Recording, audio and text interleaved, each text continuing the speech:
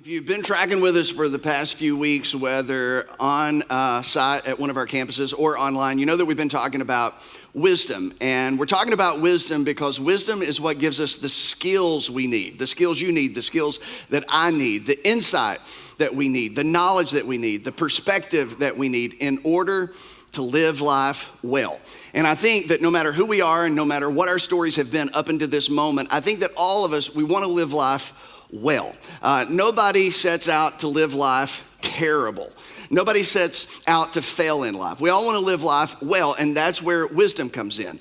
And when it comes to the gift of wisdom, when it comes to the benefit of wisdom, when we actually get better at life, the added benefit is that life itself just seems to get better.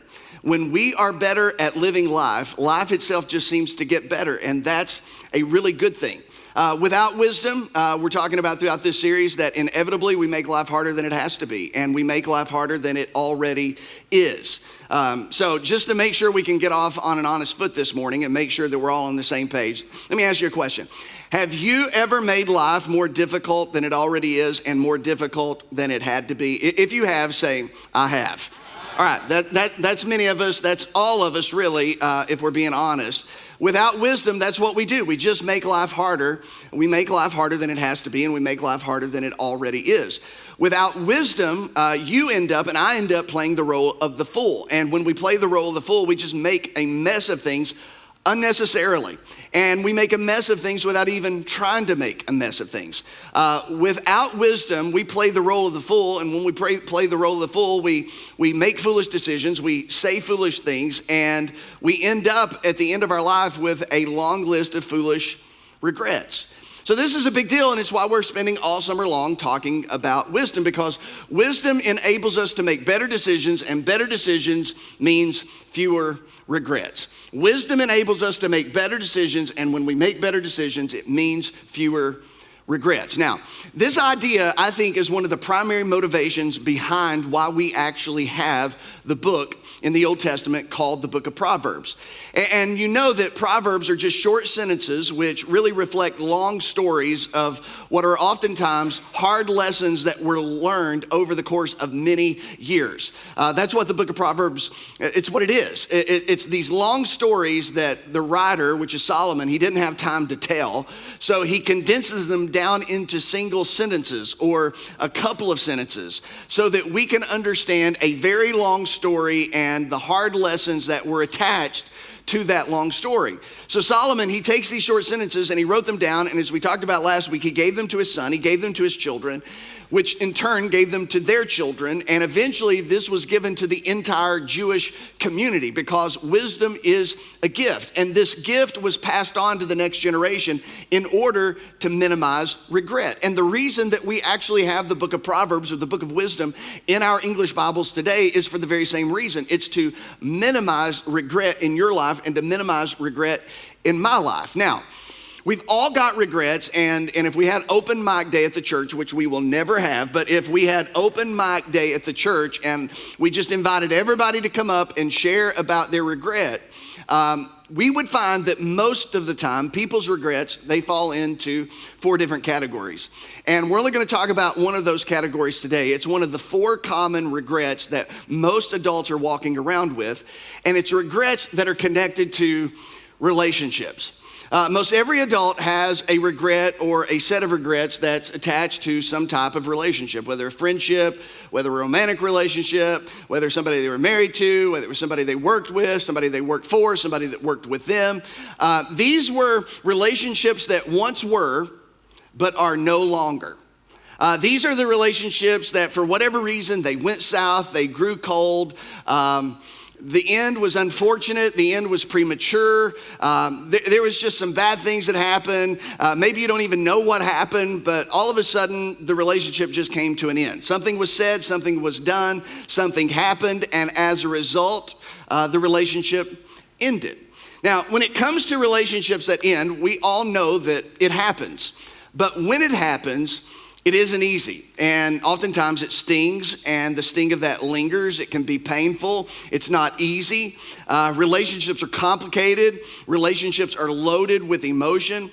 Relationships are just one of those fundamental parts of our life that when it goes south, when it goes sour, it can't help but affect us. It can't help but impact you and impact me in many different ways.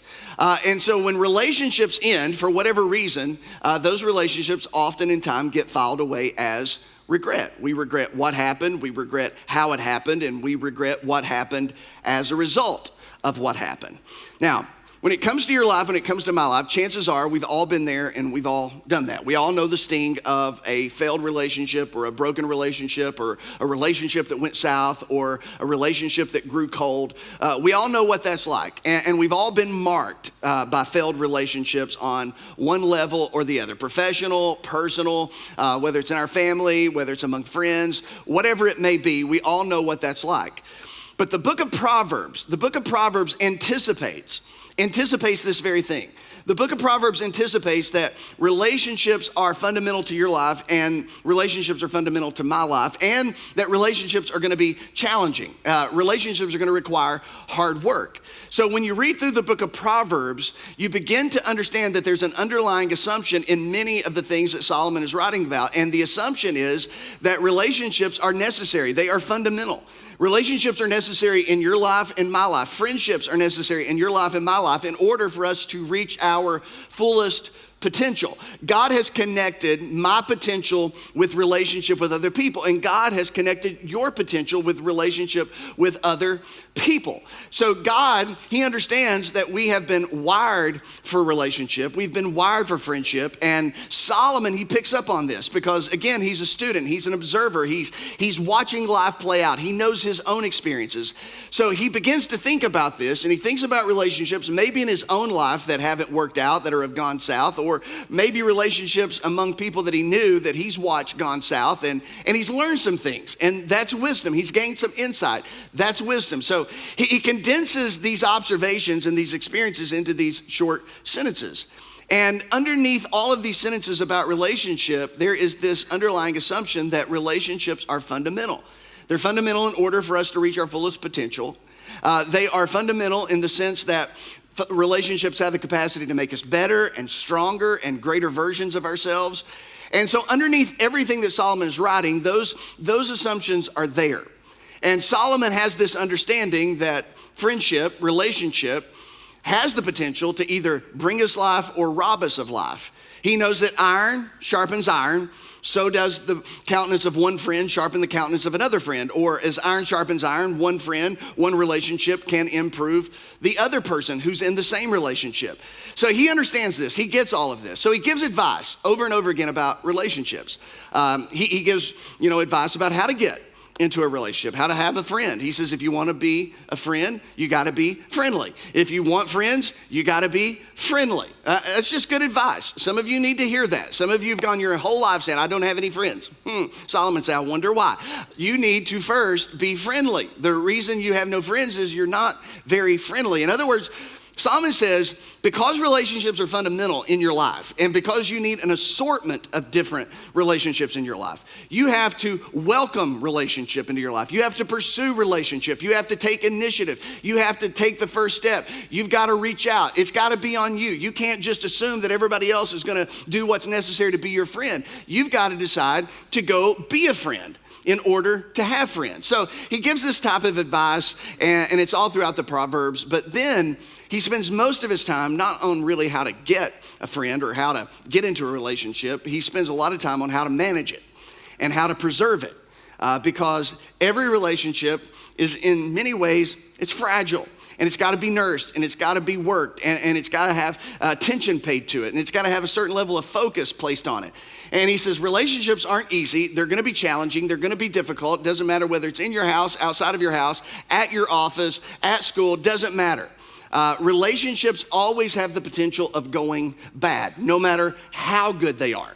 No matter how good a relationship is in the moment, there's always the potential for that good relationship to go bad. And it can go bad in a hurry. It can go south in a hurry. And so I want to talk about one of the qualities that Solomon continually references in one way or the other, that Solomon seemed to believe that was key to managing and maintaining relationships, healthy relationships, relationships that continue to grow and to mature, relationships that serve you well and serve the other person well. And that quality, and there's many qualities, but only time to talk about one quality today. The one quality that Solomon keeps on going back to over and over again is this idea of gentleness.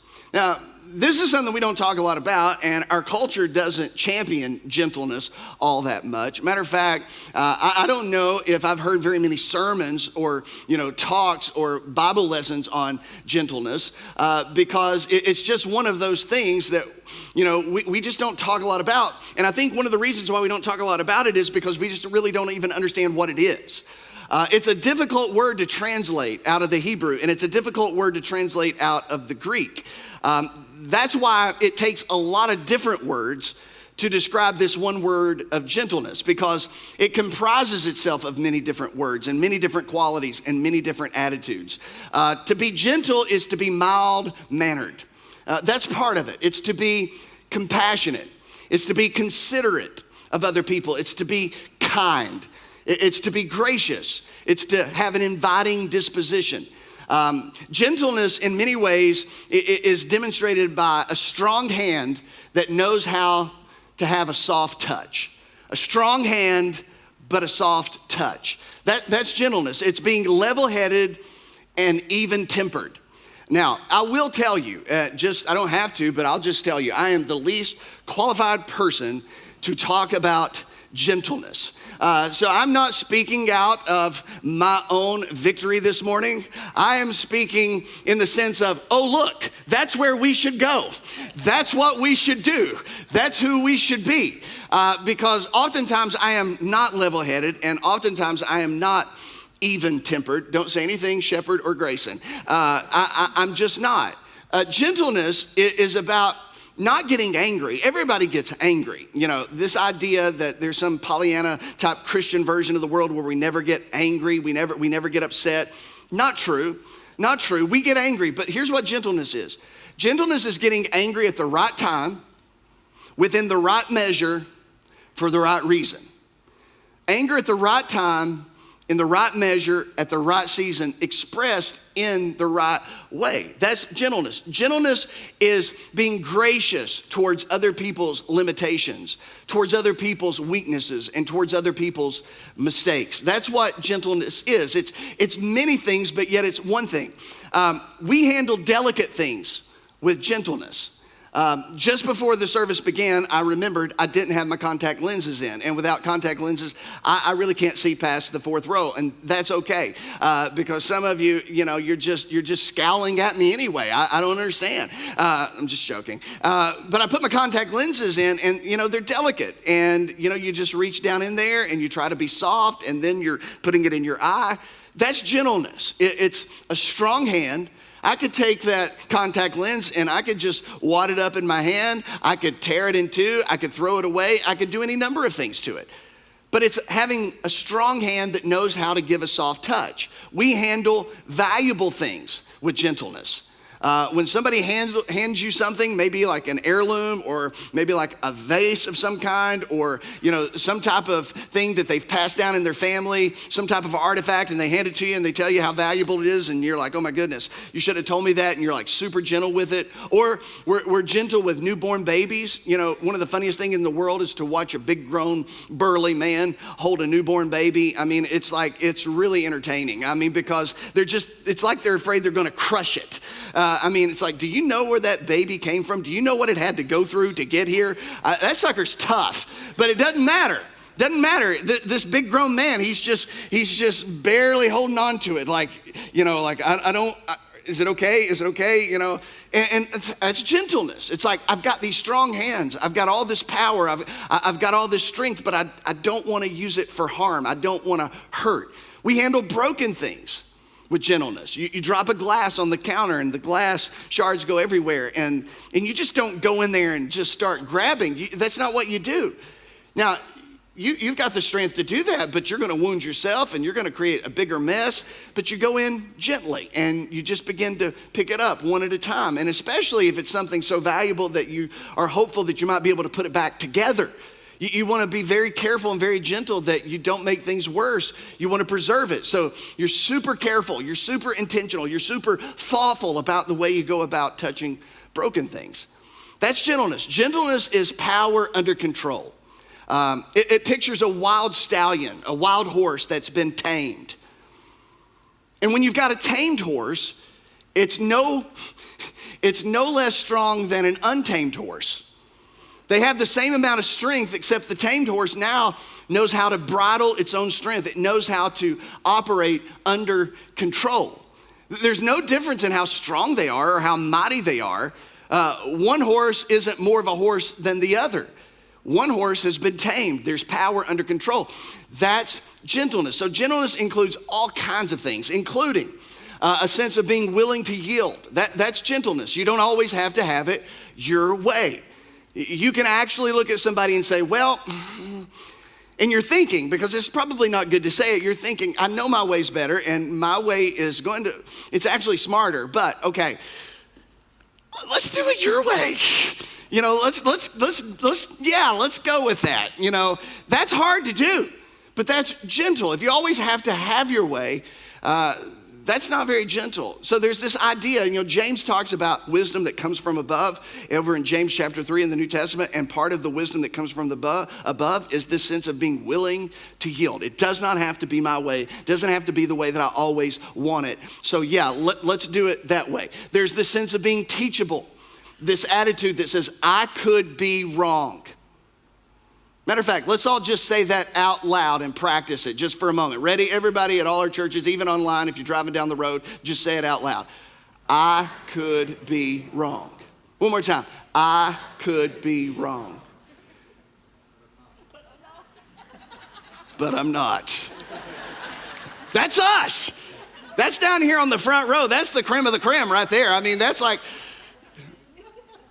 I could be wrong. Some of us, we've never actually said those words before. And if we have, we've actually never really genuinely, authentically believed them. I could be wrong. And the part that Bob said out loud, we just say internally. But I'm not. I could be wrong, but here's another one. You could be right. Let's all just say that one out loud. You could be right. One more time. You could be right. That's an attitude. And it's teachable. It's like, maybe I don't know everything that I need to know about this. I'm open to new information. I'm open to new thoughts. I'm open. I want to be taught. I don't understand this. Teach me. I've got opinions, but I'm not sure if they're educated opinions. I'm not sure if they're solid. I want to be teachable. That's a part of gentleness. Considerate, where you think about other people. You're kind to other people, tender. You're not pushy. You're not rough. You're not overly aggressive. There's a tenderness to you. It's affable. You're easy and pleasant to be with, easy and pleasant to speak with, easy and pleasant to keep speaking with. You're approachable. You have an inviting disposition. Some people, they can't get close to us because they can't get past our face.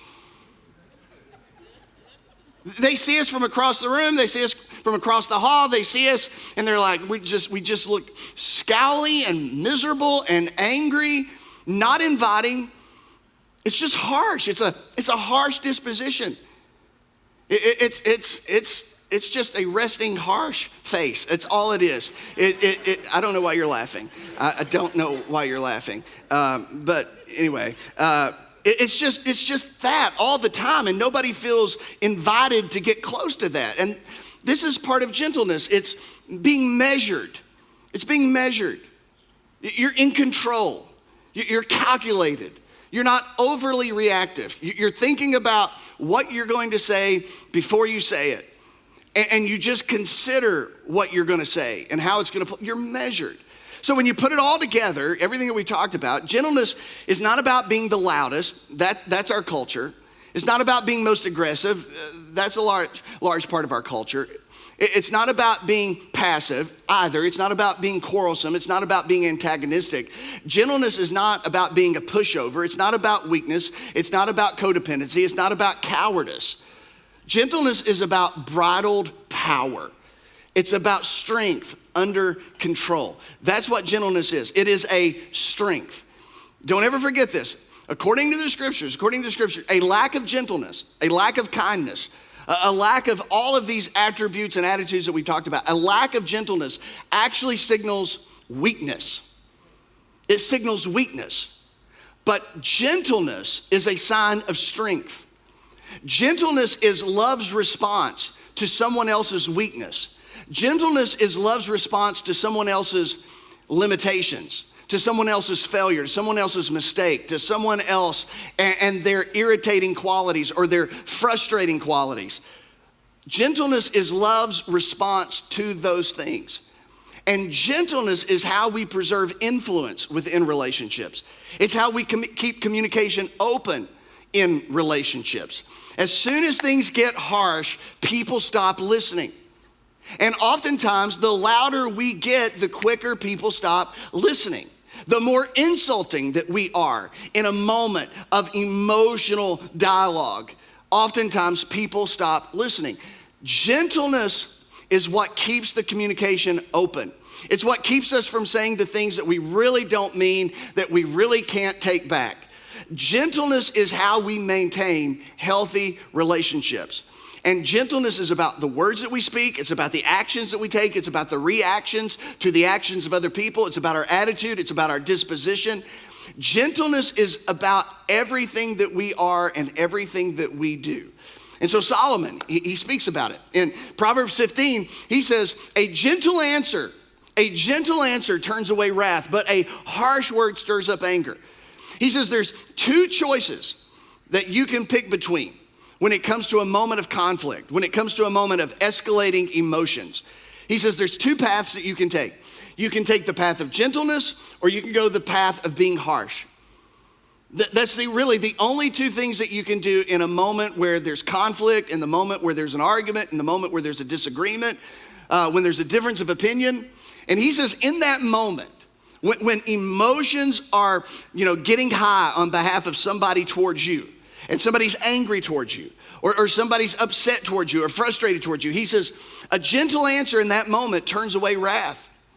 It turns away wrath. But if you meet their harshness, if you meet their insults, if you meet their emotion, and you do so in a proportional response, it is going to stir up anger. Every married person on the planet knows this.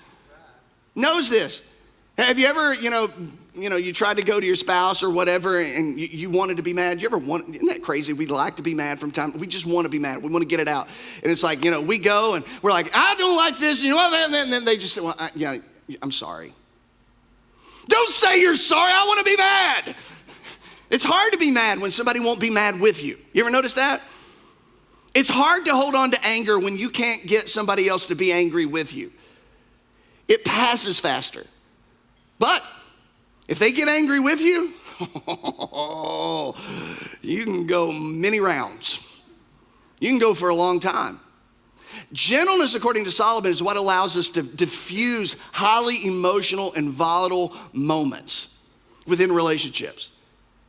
He says, if you decide to choose gentleness, part of that's going to be speaking a gentle response to maybe is what on somebody else's end, not so gentle towards you.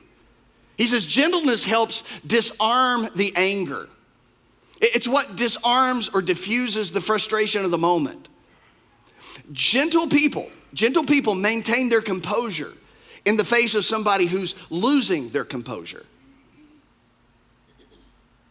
A gentle person does not feel the pressure to raise their voice in the face of someone who's raising their voice at them.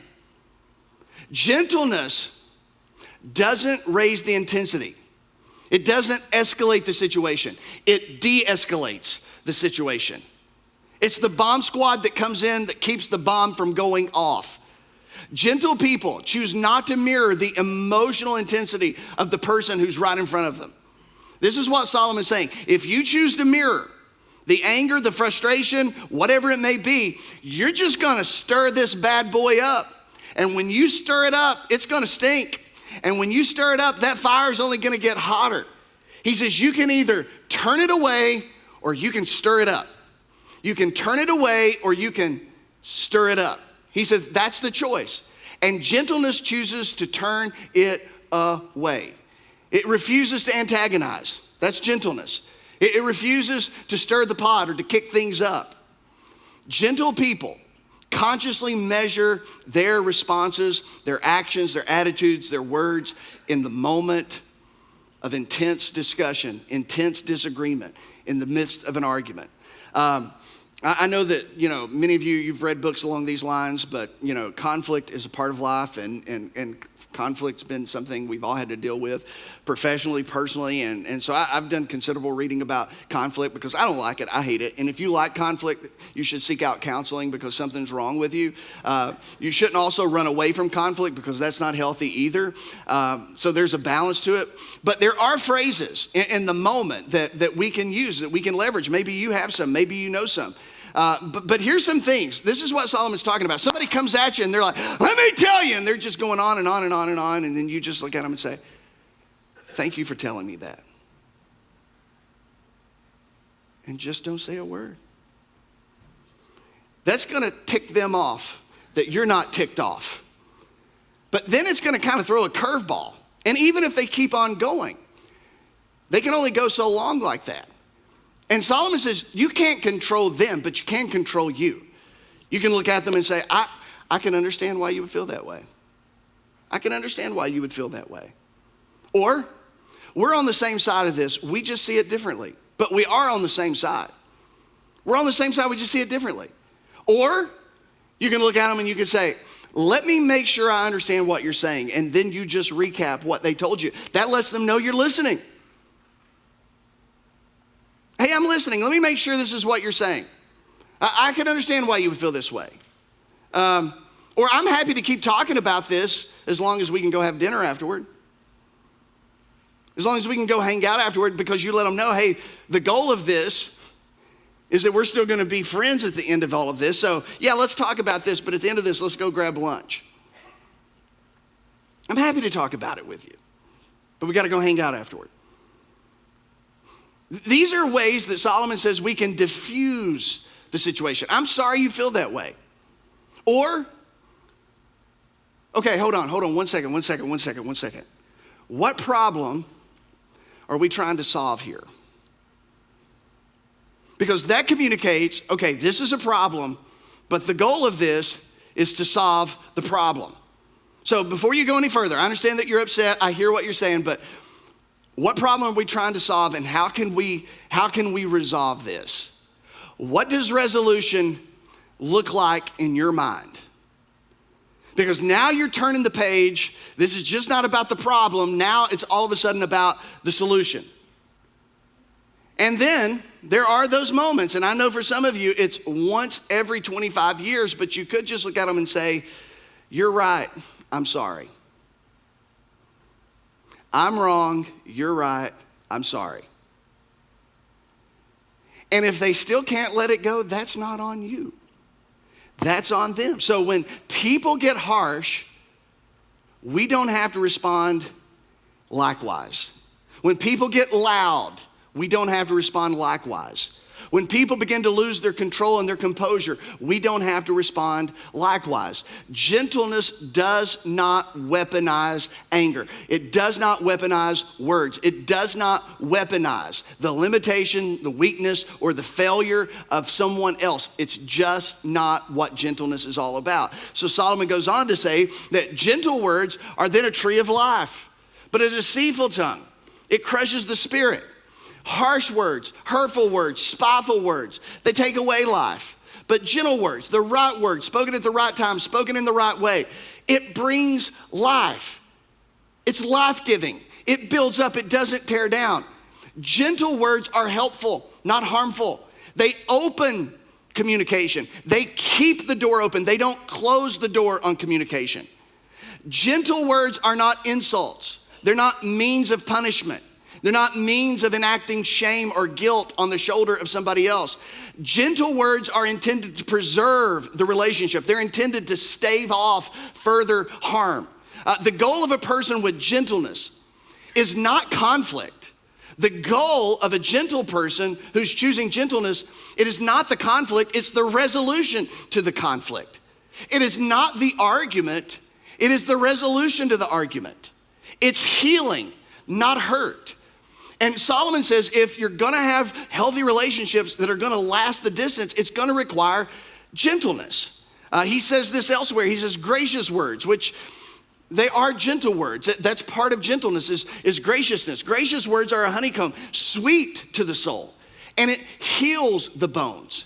It doesn't break, it resets what's been broken. Words that are infused with grace, they're sweet. They're not bitter, they're not sour. They help reset what's broken. They help keep emotions within the guardrails. It keeps it within the healthy range. It helps us to make things better, not worse. That's gentleness. It's speaking words of grace, gracious words. Yeah, they're coming at you and they're in your face and they are ticked off. And yeah, you know what? You got a list of things you could say right back. Yeah, you could counter the argument. You got some things in your pocket. You got some things you could say, yeah, well, okay, let me tell you, bud. Let me just tell you some things I've noticed. You could do that, but that doesn't make things better. That doesn't turn it away, that stirs it up. And Solomon says, so hatred, harshness, a lack of gentleness, a lack of control, it stirs up conflict. But love, which is a part of gentleness. Gentleness is the expression of love. Love covers all wrongs. Quarrelsome people. I know it's none of you. I know it's not. Quarrelsome people love to argue. They just love to argue. They love to bicker. They love to fight. They love to point out everything that they think is wrong. And they love to tell you why they think it's wrong and why they don't agree with it and how it should be different. That's what the Proverbs calls quarrelsome. They're always looking for a fight. They're always looking for an offense. They're always looking for a slight that somebody else is sending their way. Gentleness, it doesn't do that. Gentleness, according to what Solomon says and some other places that we'll talk about maybe in just a moment, but gentleness doesn't keep a long accumulating record of what people do or what people don't do. People who are lacking gentleness oftentimes are walking around with a low-grade fever of anger. And the reason they have anger always just below the surface is because they got a long list of unresolved grievances that they refuse to let go of and they refuse to let resolution come to. And so when the moment comes and somebody comes at them, they're ready. Or they're the person coming at other people. But Solomon says the glory of a gentle person is to overlook an offense, to not take record of it, to cover it. And so there's a freedom from anger. There's a freedom from frustration that gentle people experience because, again, they don't have all these unresolved grievances that they're carrying around with them at any given moment. So if you're given to frustration or if I'm given to anger, if I'm given to taking inventory of what people are doing or not doing, perhaps it's a good indication that I'm not choosing the way of gentleness. And ultimately, what I can do is oftentimes harsh or hurtful and anything but gentle in moments of conflict. And so we have to pay attention to that. But gentleness is measuring what we do and how we do it. And Solomon says this type of gentleness is power. It's the strength that you have and I have to actually influence positive change. Gentleness is not about letting what is be. It's actually about being able to move the ball forward. It's about having strength to change things. Listen to what Solomon says. He says, through patience, and again, these are littered throughout the Proverbs. He says, through patience, because this is not gonna happen in one convo. This is not gonna happen in one argument. This is not gonna happen in one debate. It's gonna take time. Through patience, a ruler can be persuaded. A person can be persuaded. And a gentle tongue can break a bone.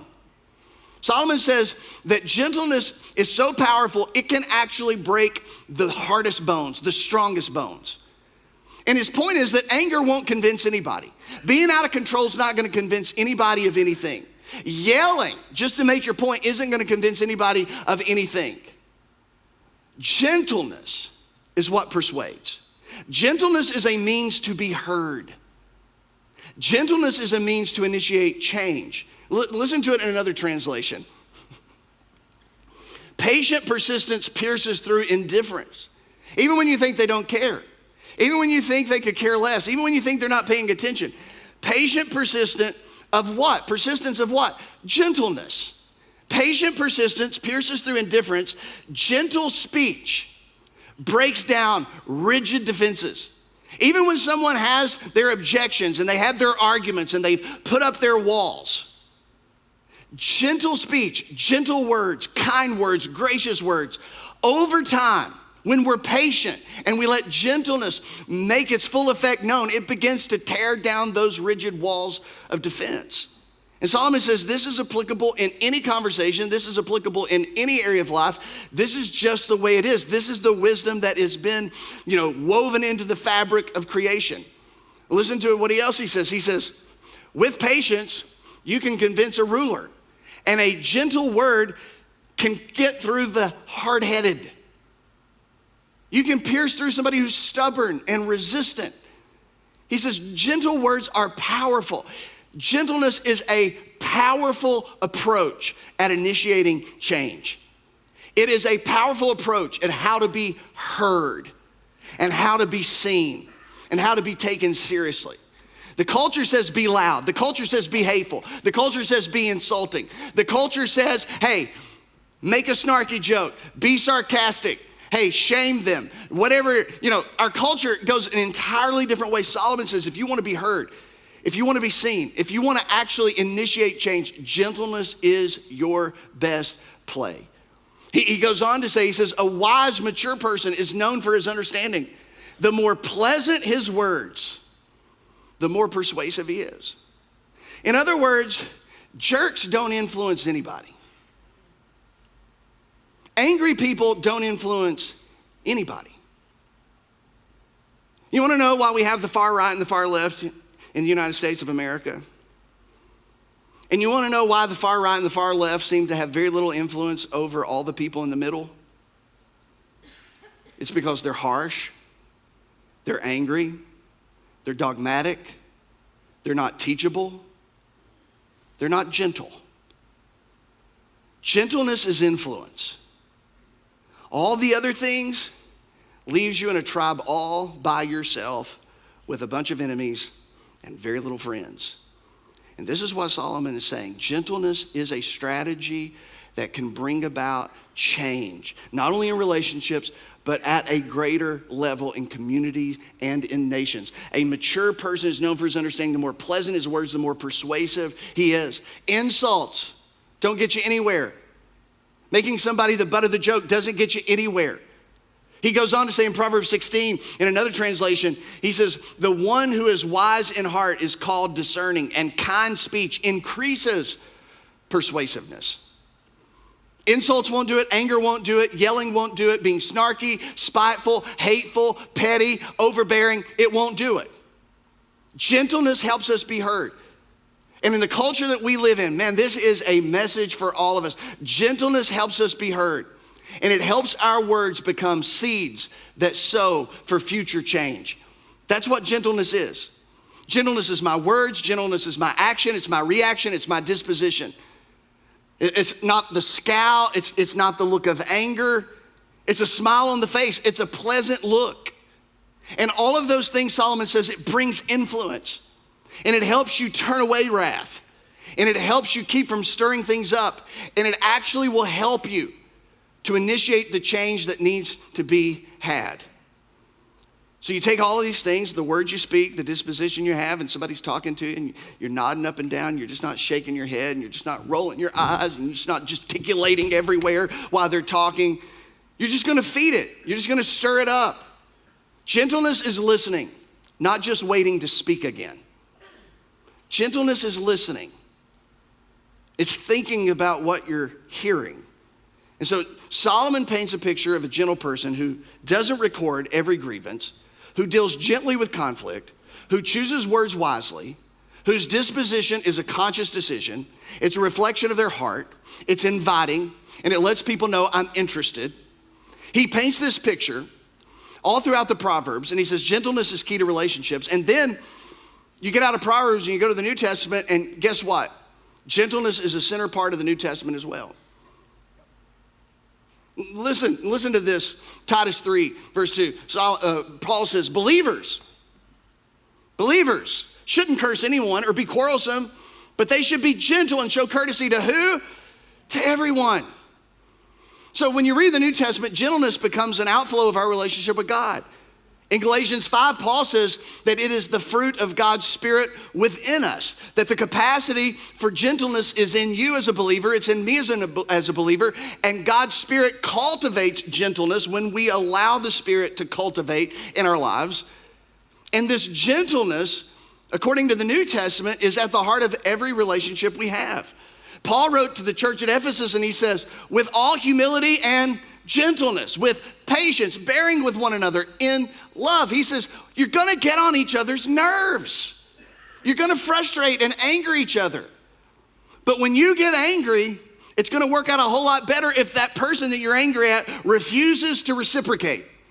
They refuse to be proportional in their response to you that you're bringing to them, and vice versa. He says, we're gonna have to put up with each other. We're gonna have to forgive one another. And at the heart of making that happen, making that work, there's gonna have to be gentleness, because gentleness puts us in the posture of grace. It puts us in the posture of mercy and forgiveness. It's what cultivates patience, a long fuse with people. We're just not set off in a moment. It's what allows us to deal with irritants and frustrations gracefully. And again, gentleness is the outflow of love, which is why Paul said in 1 Corinthians 13, love is patient, it's kind, it does not envy, it doesn't boast, it's not arrogant, it's not rude, it does not insist on its own way, it is not irritable or resentful, it's gentle. Doesn't compare scores, it's not boastful, it's not envious, it doesn't try to one up, it doesn't throw stones. He says gentleness is the outflow of love, and love is not irritable. Love does not keep a tally of wrongs committed.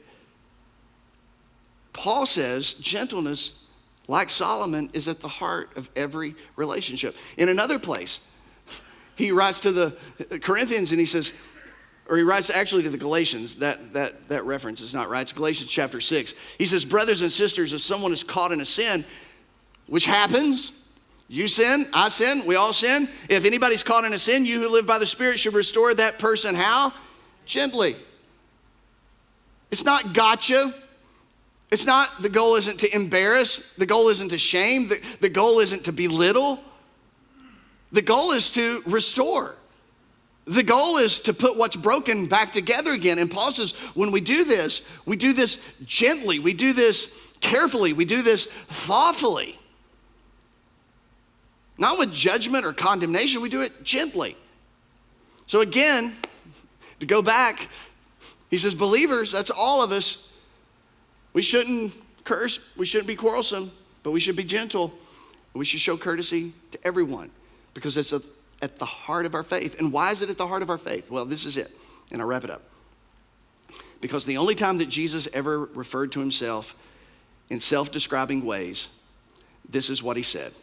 Listen to what Matthew 11, he says, come to me, all of you who are weary and carry heavy burdens, and I will give you rest. Take my yoke upon you, Jesus said. Let me teach you, because I am humble and gentle at heart, and you will find rest for your souls. This is the only time Jesus described himself, and when Jesus described himself, he described himself as humble and gentle. Not harsh, not abrasive, not standoffish, not rough, not unkind, not dismissive, but gentle. When he was reviled, he reviled not again.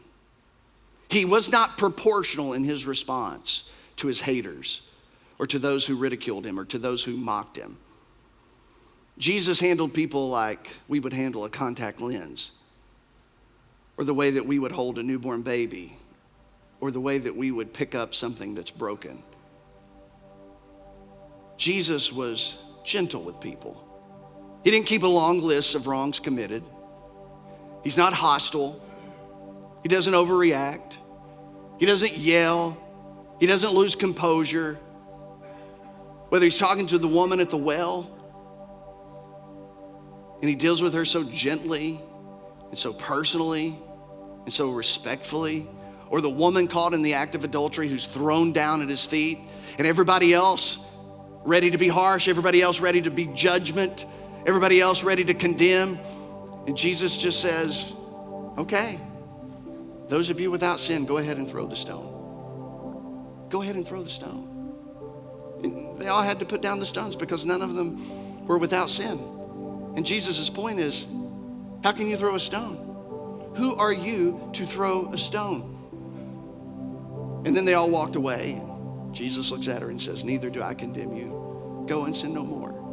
It was so gentle. It was so kind.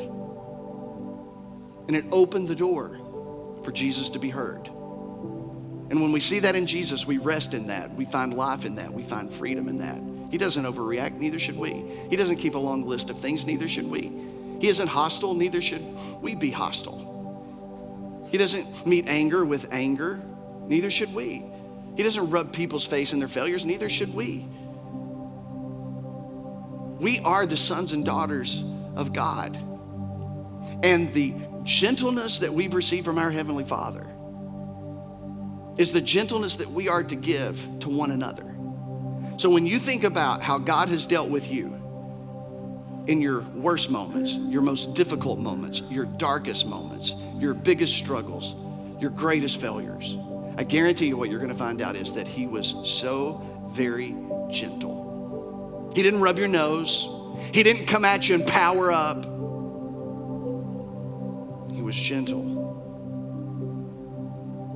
He was kind. He was gracious. You see, gentleness is the wise thing to do and is the wise way to be. But for Jesus followers, what we can't forget is gentleness is Christ-likeness. And Jesus says, I want you to follow me, and I want you to learn from me. I want you to be like me and follow the way of gentleness. Because when you do, you'll find that it's able to preserve relationships perhaps greater than any other attribute, quality, or attitude that you may have. Father, gentleness is not something we talk about. It's not something we think about a lot, but Solomon, he makes a big deal of it in Proverbs. And God then, as we read through the New Testament, the Apostle Paul made a point about gentleness. The Apostle Peter talked about gentleness. James talked about gentleness. God, at the heart of our Christian expression is this choice to be gentle. And I pray, Father, that as we live in this world that's growing more hostile and more angry and louder by the day, that we will be a people who lean into gentleness as a means to be heard and as a means to initiate change. God, to be those who turn away wrath and we don't stir it up. To those who maintain composure in a world losing its composure. That we maintain control in the midst of a world losing control.